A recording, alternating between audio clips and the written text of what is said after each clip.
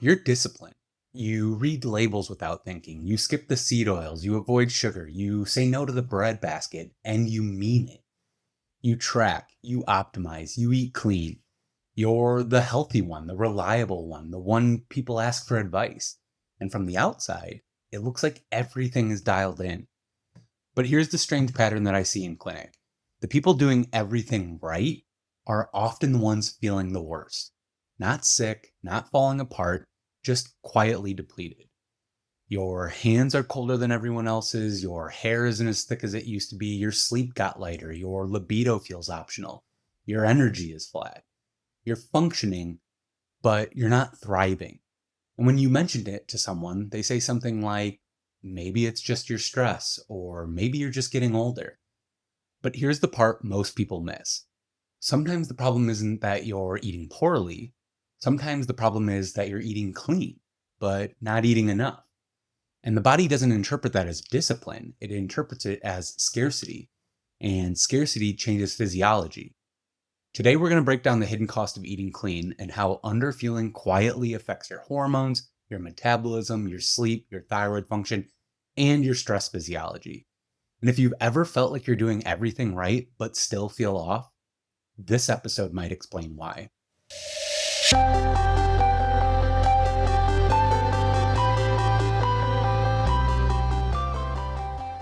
Let me tell you about a pattern I see in clinic all the time. Someone sits down in my office, and within the first few minutes, I can usually tell something about them. This is not someone who's careless with their health. Usually, it's the opposite. They're disciplined. They read labels without even thinking about it. They've cleaned up their diet, no soda, no junk food, minimal sugar. Most of the time, they're eating protein, vegetables, and whole foods. Sometimes they've gone gluten free, sometimes they're dairy free, sometimes they're low carb. And when they start describing their routine, you can hear the pride in their voice. And honestly, they should be proud. A lot of what they're doing is healthy, but then the conversation shifts because after a few minutes, they'll say something like, I'm doing all of this, but I still don't feel that great. Their energy isn't terrible, but it's not great either. Sleep is lighter than it used to be, recovery takes longer, and then the small clues start showing up. Cold hands and feet, hair shedding more than it used to, libido that just kind of faded, the afternoon crash, usually around 2 or 3, and then the really strange one. They're exhausted all day, but at night their brain won't shut off. And eventually they say the sentence that I hear all the time. I don't understand it. I'm eating so clean. I'm so healthy. And they are. But this is where the conversation usually changes because the body doesn't just care about what you eat. It also cares about how much energy is actually coming in.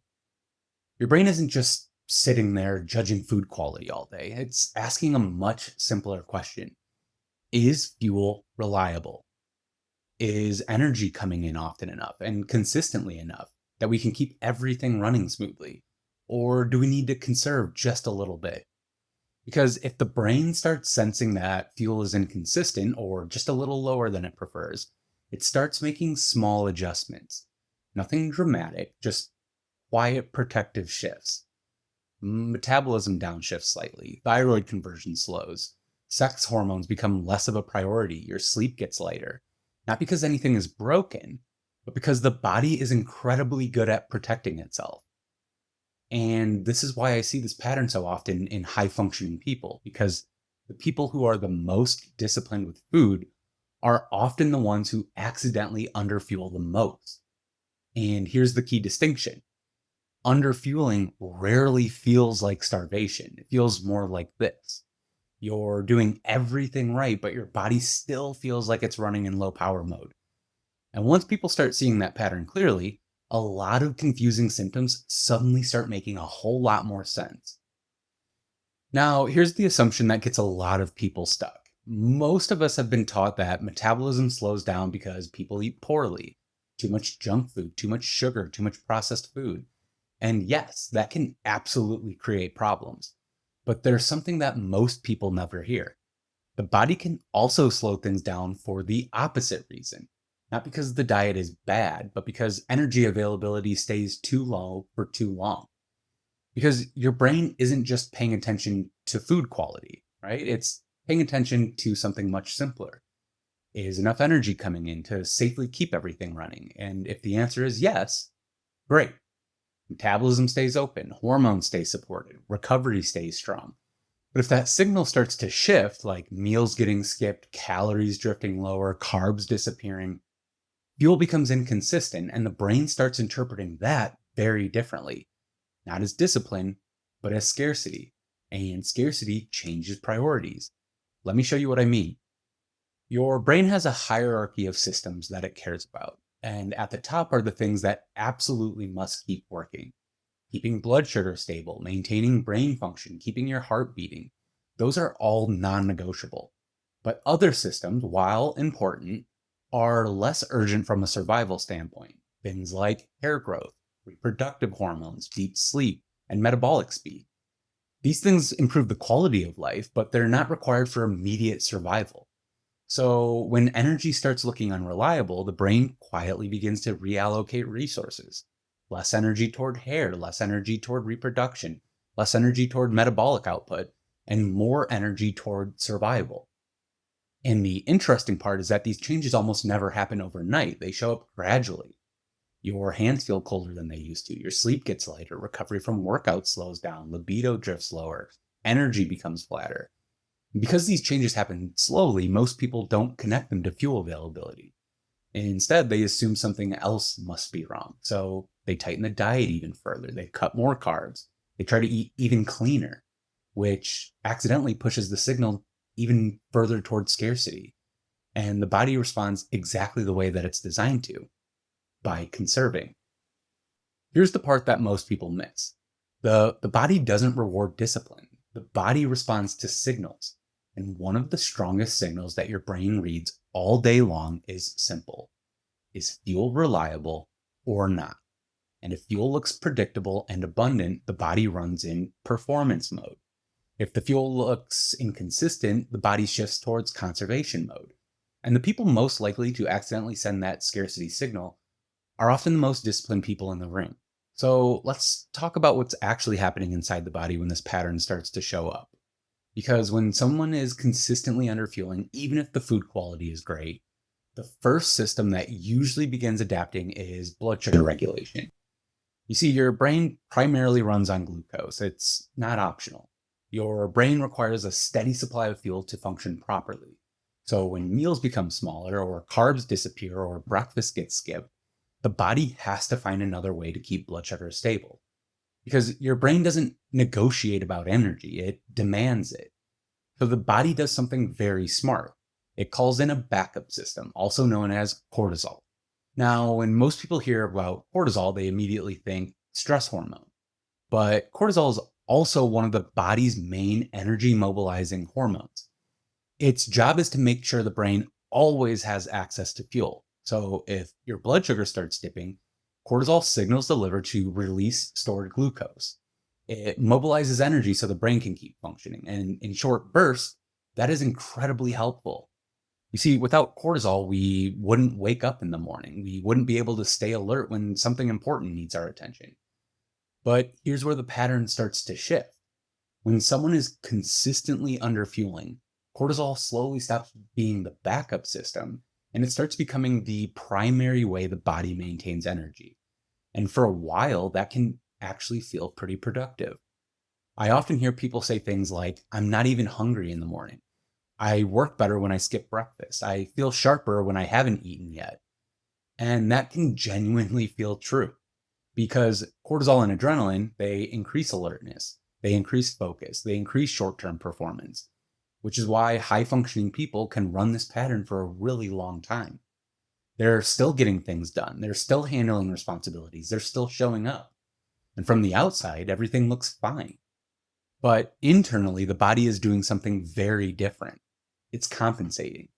And over time, that compensation starts showing up in all of the subtle ways we've already mentioned. Sleep becoming lighter, recovery from workouts aren't the same, your nervous system feels a little bit more on. You're not necessarily anxious, you're just activated. And eventually people start describing a very specific feeling. They'll say, I'm exhausted, but I can't shut my brain off, or I'm tired all day, but I feel wired at night.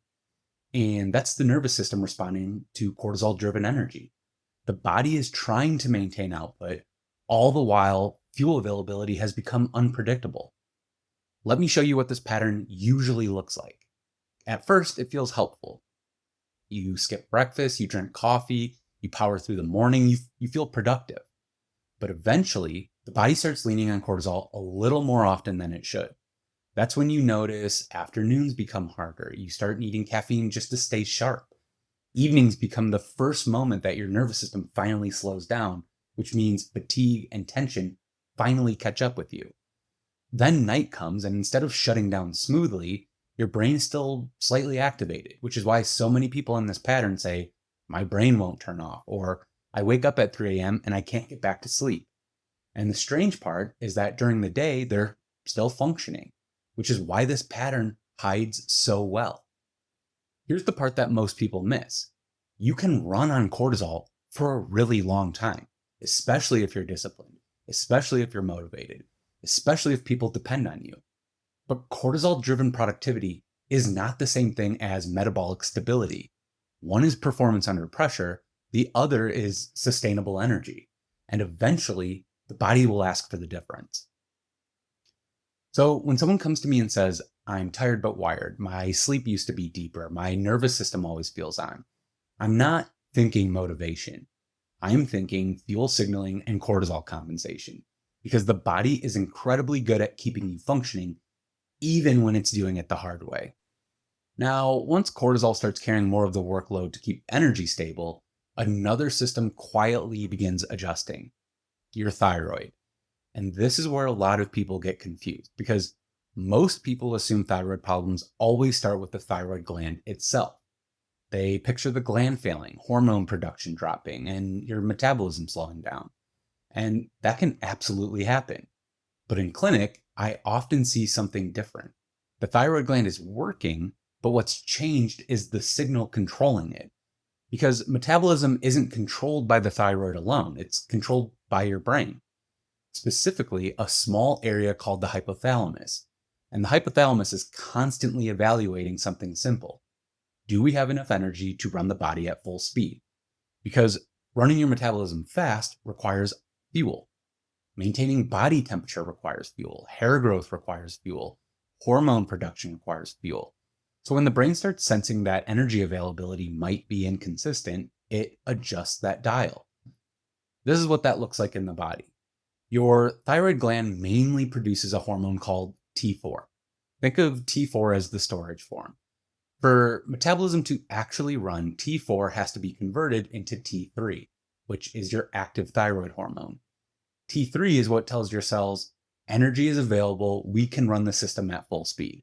But when the brain senses signals like chronic stress or inflammation or inconsistent fueling or high output with low energy intake, that conversion slows down.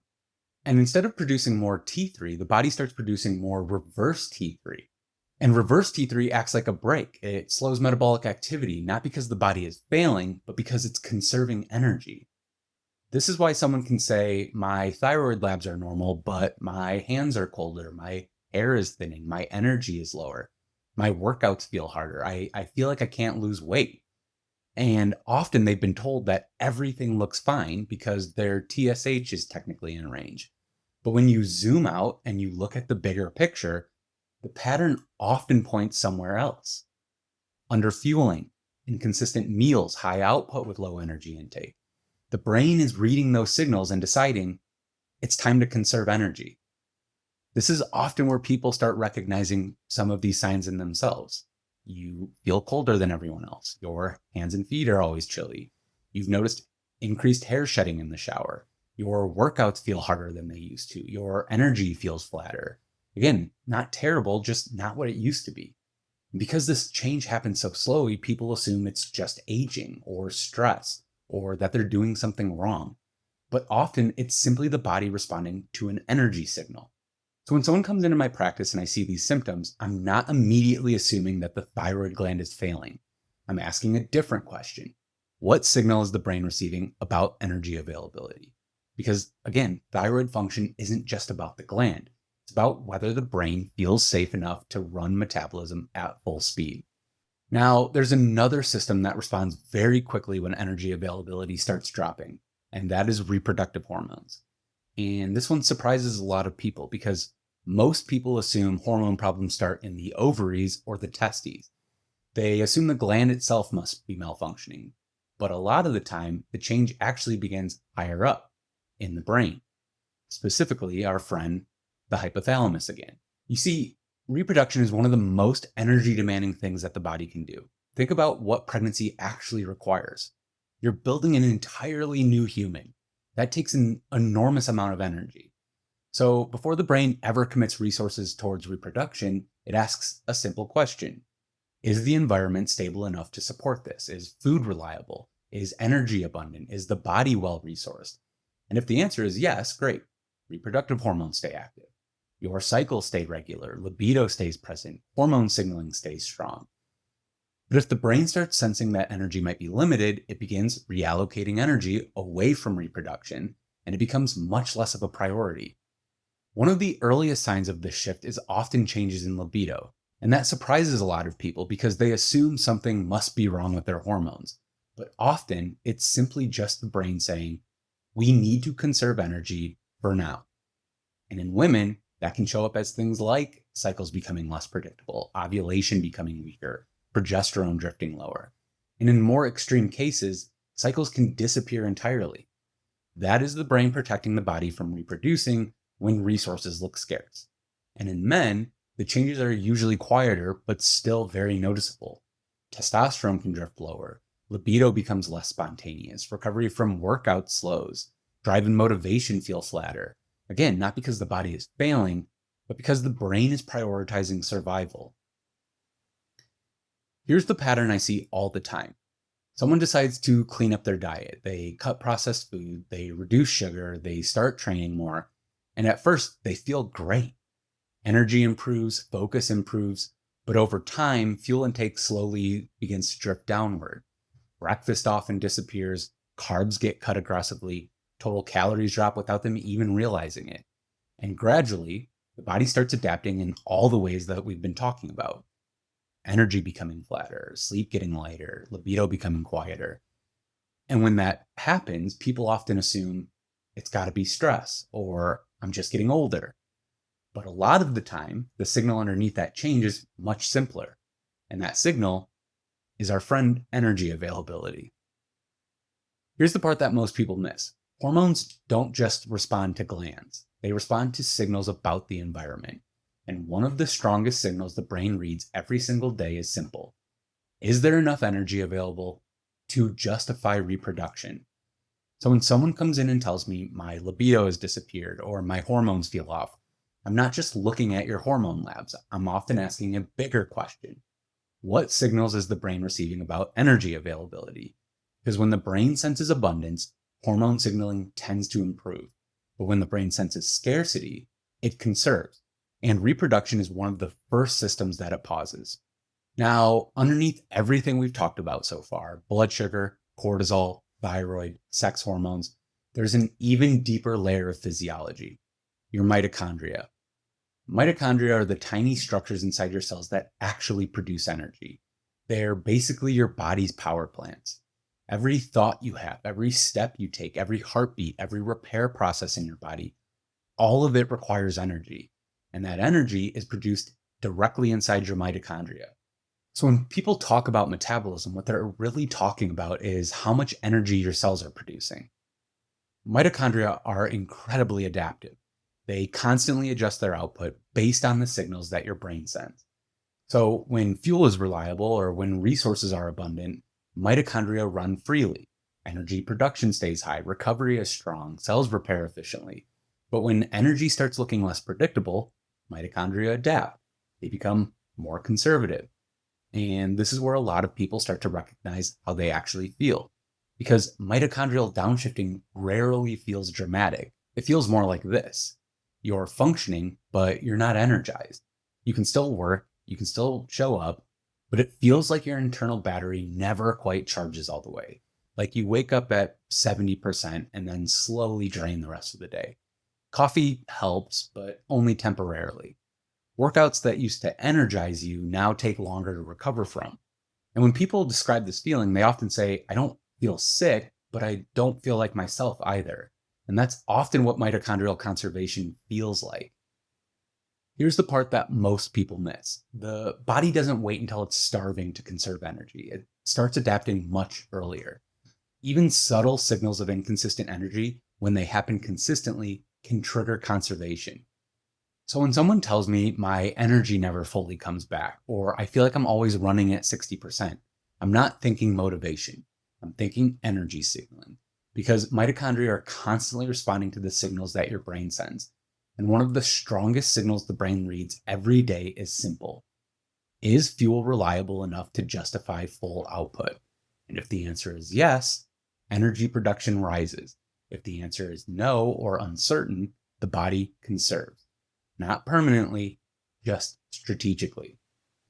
Now, when all of these systems start adapting together, blood sugar, cortisol, thyroid, sex hormones, mitochondrial output, a very specific pattern starts to show up.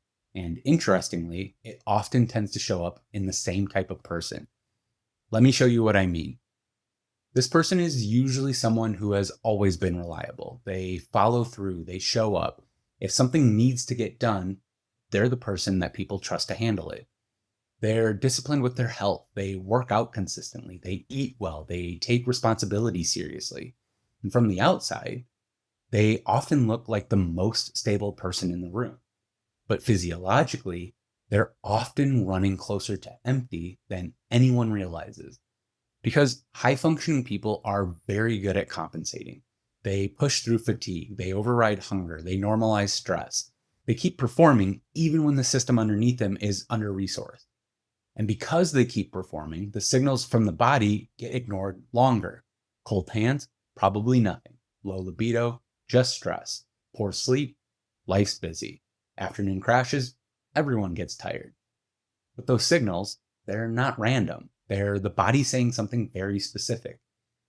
Energy availability isn't as stable as the brain prefers. And when that signal shows up long enough, the body adapts. Metabolism slows slightly, hormones get deprioritized, recovery gets harder, energy becomes flatter. And here's the part that most people miss. Performance and vitality are not the same thing. You can perform extremely well while your physiology is quietly conserving energy underneath you. And if that idea sounds familiar, it should. In the last episode, we talked about high-functioning burnout, the pattern where people keep performing while their nervous system runs on fumes. And today, we're looking one layer deeper into one of the metabolic signals that can push the body into that survival mode in the first place. Because when energy availability drops, the body starts relying more on cortisol, adrenaline, and conservation strategies. So what looks like burnout on the surface often has a metabolic signal underneath it. This is why people in this pattern often say things like, I can do everything I need to do, but it feels 10 times harder than it used to. Or I don't feel terrible, I just don't feel like myself. Or I feel like I'm constantly managing my energy. That is the body operating in conservation mode, still functioning, still productive, but not running at full capacity. And here's the important part. This pattern is not a discipline problem. It's not a motivation problem. And in fact, it often shows up in people who have more discipline and motivation than most. The same drive that helped you clean up your diet, the same consistency that helped you build those healthy habits, can sometimes push energy intake lower than your physiology prefers, especially when life is already demanding. Work stress, family responsibilities, training, sleep disruption, all of these increase the body's energy needs. So when fuel doesn't match those demands, the brain adapts. So if you're recognizing yourself in this pattern, it doesn't mean that you've done anything wrong. It just means the body has been receiving a signal for a while that looks like energy might be limited. And the body's response to that signal is always the same. Conserve first, protect survival, pause non-essential systems, and do all of this until the signal changes. Now, the good news about this pattern is that it usually doesn't require some extreme intervention to start improving. Because remember what we've been talking about this entire episode. Your body isn't broken, It's just responding to signals. Signals about fuel availability, signals about stress, signals about whether it's safe to run the system at full capacity. So if the signal helped create the problem, then changing the signal is what begins to reverse it. And in practice, the signal that matters most here is surprisingly simple. And it's what we've spent this whole episode talking about. And that is predictable fuel. Because when the brain starts seeing consistent energy coming in, it begins relaxing all of those conservation strategies. Your blood sugar stabilizes, cortisol doesn't have to carry as much of the workload, thyroid conversion improves, hormone signaling strengthens, and mitochondria increase output again. But the key here is consistency. Your brain isn't looking for perfect nutrition, it's just looking for reliability. Here are a couple really practical levers that you can begin to pull on. Lever 1, eat earlier than you think you need to. One of the most powerful signals that you can send to your brain is simply this: fuel is available early in the day. For many people stuck in this pattern, breakfast disappeared somewhere along the way, and coffee probably replaced it. Productivity replaced it. And for a while that felt fine. But when fuel starts coming in earlier, blood sugar stabilizes, cortisol doesn't need to spike as high, and energy tends to become steadier across the day. Practical lever number 2, stop treating carbohydrates like the enemy. Another signal that can improve energy availability really quickly is strategic carbohydrates. This is not me saying eat unlimited sugar, eat processed food, but eat just enough carbohydrates to tell the brain energy is not scarce. Because glucose is one of the fastest ways the brain recognizes abundance. And when that signal improves, metabolic systems tend to relax. Practical lever number 3, match fuel to demand. This is a mismatch that I see all the time. Energy output stays high while energy intake quietly drifts lower. People are training hard, they're working long hours, they're sleeping less, they're handling responsibilities. But food intake hasn't adjusted to match that demand. One of the most important questions that you can ask yourself is simple. Does my fuel match my lifestyle right now? Not the life you had 5 years ago, but your life today. Because energy demands change, and fuel has to change with it. Here's some more good news. When energy availability improves, the body often responds faster than people expect. Sleep deepens, energy stabilizes, recovery improves, libido returns, hair shedding slows. Again, not overnight, but often sooner than people expect. Because the body has been waiting for one thing, a signal that resources are reliable again. So let's briefly zoom out for a moment before we end this episode, because the point of this episode isn't that eating clean is bad. Quality food absolutely matters. Whole foods matter. Reducing ultra-processed food matters. But there is a hidden trap that disciplined people sometimes fall into, and that is over time, clean eating can quietly turn into underfueling.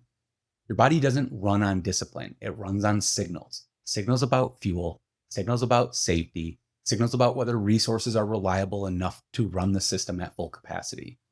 So if this episode made you realize you might be stuck in this pattern, I put together a short guide called The Clean Eating Trap. It walks through the physiology behind underfueling and the signals that push the body into conservation mode. You can grab it in the show notes below if you want to explore this deeper. And lastly, if something in this episode sounded familiar, don't overhaul your life overnight. Just run a simple experiment. For the next couple of weeks, eat more predictably. Fuel earlier in the day. Stop treating carbohydrates like the enemy. And see what changes when the signal changes. Because sometimes the most disciplined thing that you can do is make sure you're eating enough. Before you head out, I just want to say thank you. Your time matters. And the fact that you're willing to spend this time thinking about your physiology, not just your willpower, that's meaningful. A lot of high-functioning people never stop long enough to ask whether they're truly resourced or whether they're just really good at compensating. So if this episode helped you see yourself a little bit more clearly, or if it made you question whether discipline might actually be depletion, that matters.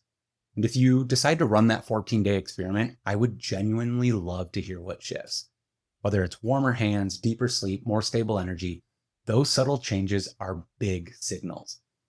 If you're watching on YouTube, hit subscribe. If you're listening on Spotify or Apple, follow the show so you don't miss what's coming next. And if this episode resonated, leaving a 5-star review really does help more people find the show. And one more thing, if you know someone who's doing everything right, They eat clean, they train hard, they look dialed in, but you can tell they're quietly running on fumes, send this episode to them, not as criticism, but as clarity. Because sometimes the most helpful thing that you can give someone is just a different explanation. Thank you for being here, and I will see you in the next episode.